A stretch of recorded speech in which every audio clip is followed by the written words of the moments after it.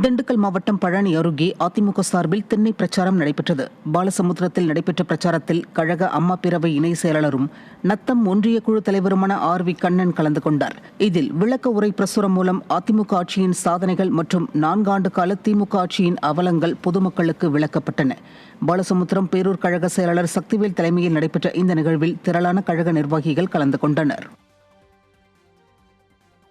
திருவண்ணாமலை மாவட்டம் ஆரணி அருகே உள்ள வடமாதிமங்கலம் கிராமத்தில் கழக அம்மா பேரவை சார்பில் திண்ணை பிரச்சாரம் மேற்கொள்ளப்பட்டது. மத்திய மாவட்ட அம்மா பேரவை செயலாளர் பாரிபாபு ஏற்பாட்டில் விளக்க உரை பிரசுரம் மூலம் அதிமுக ஆட்சியின் சாதனைகளும் திமுக ஆட்சியின் அவலங்களும் மக்களிடம் எடுத்துரைக்கப்பட்டன. இதில் திரளான கழக நிர்வாகிகள் கலந்து கொண்டனர். நாமக்கல் மாவட்டம் ராசிபுரம் அருகே அதிமுக சார்பில் நடைபெற்ற தெருமுனை பிரச்சாரத்தில் முன்னாள் அமைச்சர் சரோஜா பங்கேற்று அதிமுக ஆட்சியின் சாதனைகள், திமுக ஆட்சியின் வேதனைகள் அடங்கிய பிரசுரங்களை வழங்கினார்.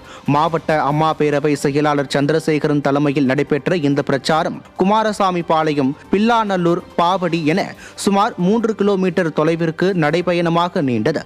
இதில் ஏராளமான கட்சி நிர்வாகிகள், தொண்டர்கள் பங்கேற்றனர்.